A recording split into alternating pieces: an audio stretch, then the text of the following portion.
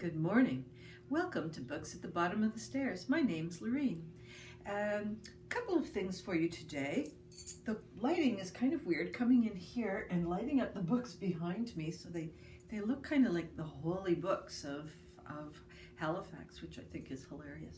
And these flowers came from our neighbor across the driveway. I looked after their kitty cat Mimi for 3 weeks. That was a long 3 weeks. I felt badly for the cat, so I would go over with my books in the evening for the dinner meal and just read for a little while. And Mimi knows how to play fetch. So we've got these containers for cream where it's like a pull tab that's plastic and the ring stays intact. So if you flick the pull tag, like I don't know how we discovered.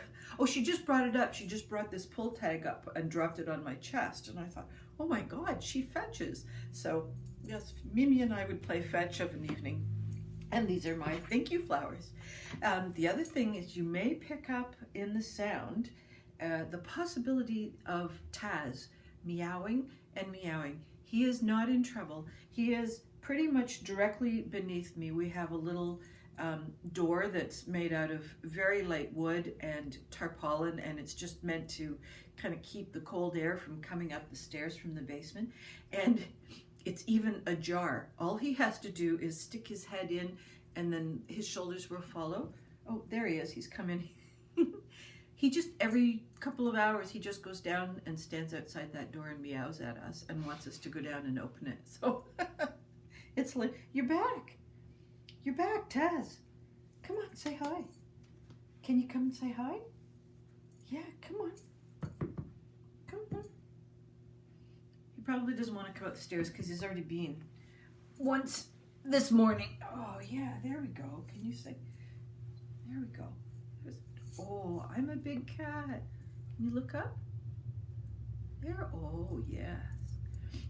He gets all these terrible tats through his tummy. He's got curly sheep's hair down there, and it gets all snarled up. So he has been.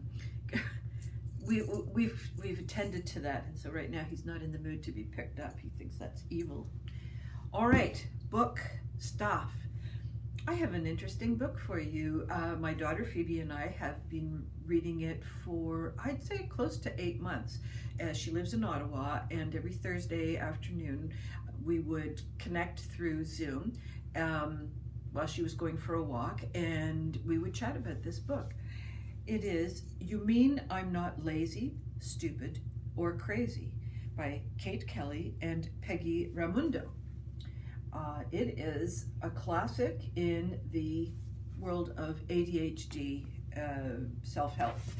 And this book was first written about 10 years ago, and so much of the research has shifted, and these two authors, Kelly and Peggy, have become ADHD coaches, and so they are now experiencing in their own lives as mature women what it's like to live with ADHD and what their client base is dealing with, and not just men and women, but they have also, this book is for adults who have ADHD, but there is better research out there for women who have been late life diagnosed with ADHD. So Phoebe brought this to my attention. She has, in her late 20s, received an ADHD diagnosis. And you know, my son, someone mentioned that to us. Oh, I guess they were around 11 or 12, borderline ADHD, and we said, well, you know, what do you do with that? And, well, you just ride it out. And I thought, okay, that's not really great. So we came up with a couple of strategies, and turns out our daughter simultaneously had ADHD, which I only know upon reflection. She didn't have any of the kind of classical things that people were espousing at that time, and neither did Lucas. So we thought, is this a misdiagnosis? Are we not hearing things? Are we those parents that don't want to hear something bad, and so we're editing out of our lexicon? So we just did the best we could with certain things. We just limited anything that had to do with Game Boys or TV or video games or even big, what would you call them? I'll call them hysterical movies, with all the techno stuff that would go on. Is just, yeah, you can, it wasn't that we said you couldn't watch them, it's that we said they needed to be spaced out. And so we tried to reduce those kinds of stimulations. And at the time, food coloring was one of the bugaboos. And so we tried to make sure that certain food colors were not part of the diet. We still did preserved foods, but we avoided red. We didn't do things like popsicles where there was very intense food dyes. So we were sort of on the right track, but not really seeing a significant amount of difference in the kids' behavior. And I think one of the big differences for us was, well, this is who they are. We're not medicating for a borderline situation, because the medication would insist on a certain profound change in the child's behavior. And if you're just borderline, the change in behavior was greater than the problem. And so we would talk to the teachers and say things like, well, so this seems to be the diagnosis. What are we going to do about it? And the school would say, well, at home you can this and that. And we're going, yeah, but the problem arises at school. At home they're fine. There's not a problem. 2 children, 2 adults, big house, couple of pets, backyard, it's not a problem. So it was a constant struggle with the school. And then as the kids became older, that's when we realized that, and Phoebe got a diagnosis, that she had certain things that we just thought of as personality traits. So being extraordinarily hard on herself, having this feeling of always faking it, not having confidence that she was going to be able to achieve certain goals. And yet at the same time, we're watching this kid succeed at all kinds of things. So we're very confused. And I think it was when she left home, then she sought out some counseling. And through the counseling process, because A, they're neutral, and B, they have a better grasp of what would you call it? Not expectations, but signposts, I guess. Signposts as to what the diagnosis would look like, and therefore does her behavior look like this.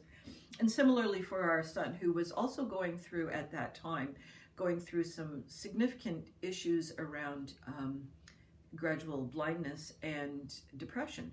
So the ADHD was not floating on the top. It was somewhere in the mix.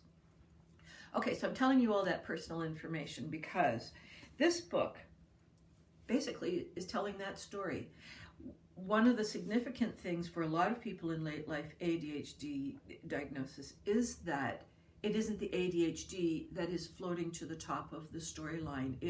There's something else going on, like maybe an inability to sit would be just be restless, but there would be depression, or there could be fixation, or maybe there's an autism thing. Well, you really need to have a professional come in and look at the scenario and pull it apart, and then put it back together again with strategies and techniques that are going to allow you to go forward. Because living with ADHD is difficult, but not impossible. And that's the takeaway that we came from with this book. The first couple of chapters, I would say that I struggled a little bit. There was a lot of information. There were moments where I was a little bit upset that this would be my daughter's life. I think in terms of my son's life, I do think that maybe ADHD is a third or a fourth scenario, and that by dealing with the other things, that the ADHD just kind of comes along, because there are similar techniques and strategies. So, but for Phoebe, it was kind of a first primary situation. So there was a lot of kind of unpacking of emotional baggage in the first few chapters for both of us. And because she had received a diagnosis and had already been getting some counseling and some coaching, she was several steps ahead. And one of the reasons I picked up this book along with her is because she said, Mom, you have to do the work too. I can't just keep calling you and saying, oh, da-da-da-da this, the counselor said, and da-da-da that, I have to change and stuff. She goes, you really need to be coming alongside with the jargon and the language and the expectations and the, like the big picture and the little picture. So I said, okay, I can do that. What do you recommend as a resource? And so that's where she came up with this book. And yeah, so the first 25% of the book, there was just an awful lot of what would be the word, like world opening, fog coming off of windows, like eureka moments, and so for instance, as a little kid, she never really slept, she never really had the napping thing, but she was never hyper. You could settle her down with a book or her horses or some magic markers, and she would trot along quite nicely. So we didn't really have any of that extreme side of the spectrum stuff going on. But then, looking back on it, all of her life she's had insomnia troubles, and she's had it since she's little. I guess that's normal. Well, it is normal. That's the other part of the book that I would think is really important to accept if you're interested in this book, is that being diagnosed with ADHD or any other mental health problem is normal. It's normal for that person, and it is normal for their family, because those are the conditions of that situation. What the rest of the world thinks about it, or what the rest of the neighborhood thinks about it, or the school or what have you, is really neither here nor there. If you deal with things as a unit, as a group, as an individual, or a parent and child, then this is what life is going to be. And it's similar to, if you've broken your leg and you've got to wear a cast, that's a short term, this is what it's going to be scenario. You kind of just do what you have to do to get through that broken leg. Well, this is a broken leg that lasts forever. But as we come through this book, we realize, is it really broken? One of the things we discussed towards the end of the book is just how many people probably, if they don't have ADHD, they've got, what would you call it, an element of what's discussed in this book, like perhaps hyperfocusing or insomnia, or an inability to settle, like if multiple things are sitting in front of you and you have troubles, like all the ingredients in what you're going to make in spaghetti, and you go, I don't know, should I brown the meat first or clean the carrots first? Like, it can be that little, but every one of us has component parts like that. So that was another interesting part in the journey through this book, was to realize just how prevalent all these things are and how attached these things are to other diagnoses. And I would say that just being a plain old teenager, that is, that's not really a diagnosis, is it? It's a phase. But, I think that along with hormones, a little bit of this stuff just kind of flares up in that evil, evil moment of being a teenager. Okay, so I'm bringing this book to you because of that. I think there are a lot of people who themselves or their children probably have some kind of connection to ADHD. I don't think of it as a mental health issue. I think that there are elements that can lead to it. As you get very frustrated with ADHD. You know that you want to accomplish this, that, and the other, but as you see yourself sort of drifting away from your expectations on the list, and you're going, yeah, but I really want to be over there. You can see it happening, you can feel it happening, and you're kind of lost in how to get back over there. So this book spends a fair amount of time kind of explaining the whys and the wherefores, and then we get into almost always there's a how to not fix it, work with it. And I think that's another important ingredient in this book, is how to work with it. Because as I say, with my son with the blindness and the depression and stuff, that's his normal. He's always going to have diminished eyesight. That's his normal. So we've spent a lot of time talking about just what is normal. And the more you look at the people around you, you start to realize there really isn't a normal. There's an average, but the average doesn't necessarily mean good or bad. It just means most prevalent. And so you can also have, like, you can have, it's normal to have tuberculosis in that community. That doesn't mean it's good. It's just what's normal in that situation. Okay, so I'm waffling a little bit. One of the things the book does is it has, what you call it, like anecdotal things. So they'll tell the story about Bill, and Bill kind of always going through jobs because he's unable to get to work on time. And then there's Sally, who's always on time and is so hyper focused on her work that she makes no friends, and she becomes the enemy of the group because she's just like, in order to get this done, I have to do it this way. So they take you through some scenarios that are trying to show the spectrum of behaviors and tendencies and trends for people with ADHD.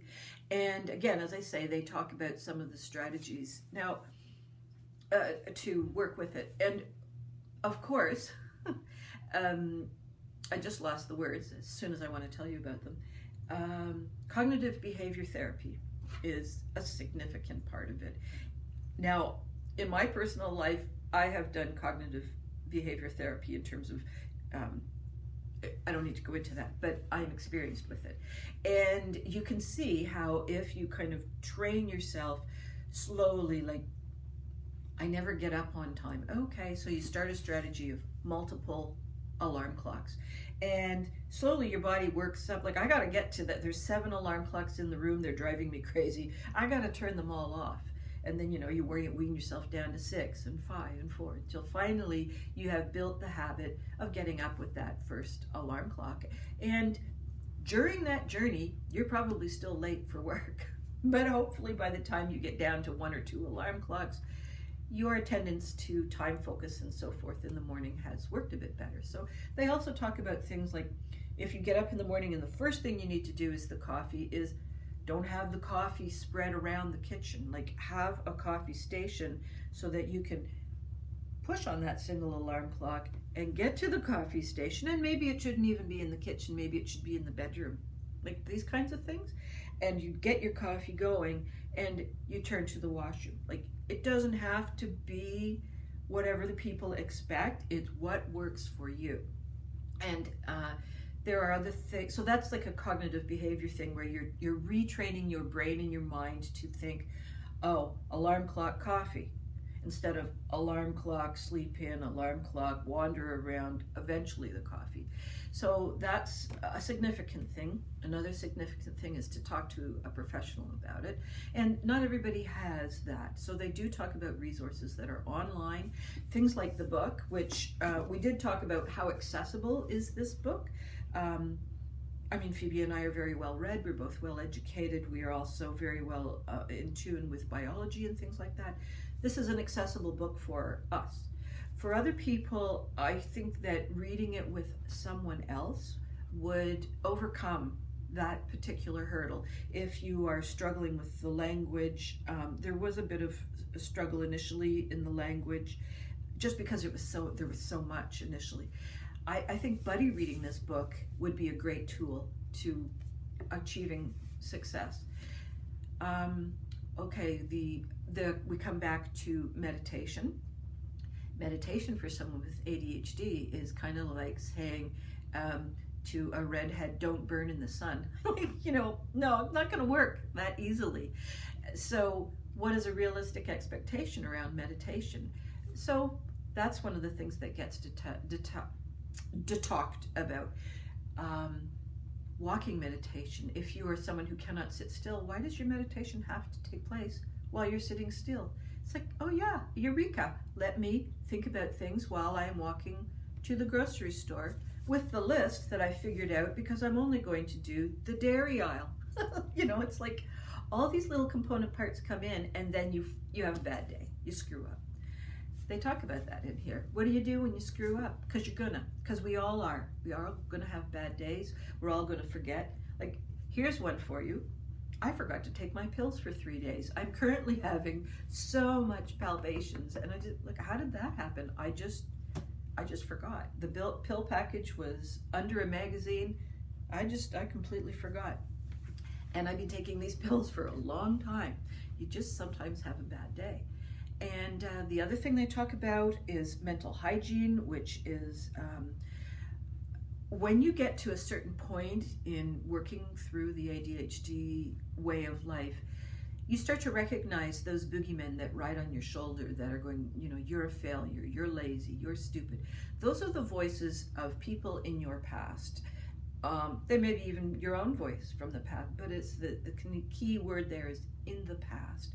So, okay, I hear the past speaking to me, and all right, that's step number one, recognizing that what you're hearing is from the past, and then working through, but today is today, I'm not stupid today, I'm smart today, I'm going to pick up my toolbox, which is a list of things to do when I've got a bad day.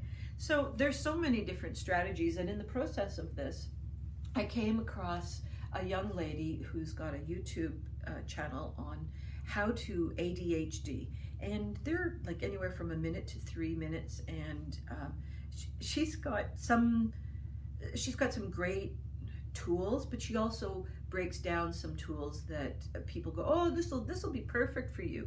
No, it has to be very individualized. What will work for one person is not necessarily going to work for another. So that's why working with a couple of different devices, the books, the videos, maybe a professional if you can afford it, or there are support groups. That's a key thing. There are support groups online.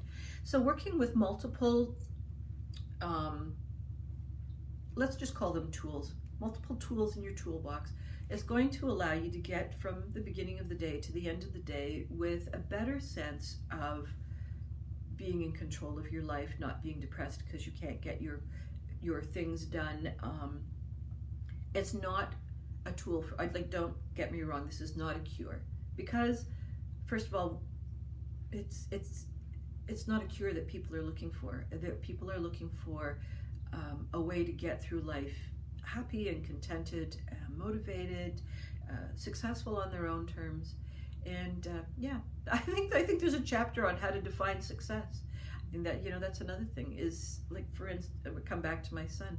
Going to be pretty difficult for him in his later life to be able to read a book. So for him to set the goal of, I want to read all of Shakespeare by the time I'm 45, maybe that's not a great goal.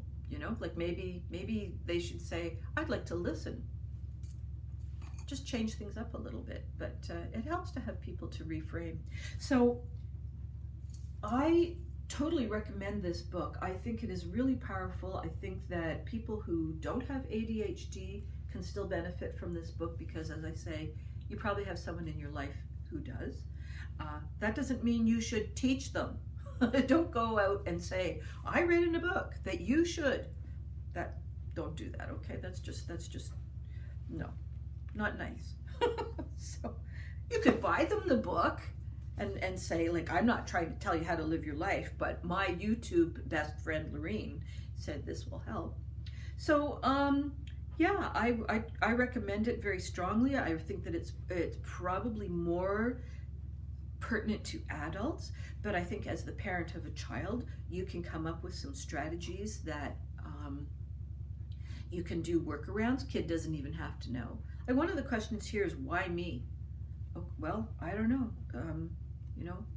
Some people are born with a million freckles. Why them? Maybe freckles are bad. I don't know. I'm starting to wibble wobble, so I'm going to say goodbye. I hope all your reading dreams and adventures continue to come true, and I'll see you next time. Bye-bye for now.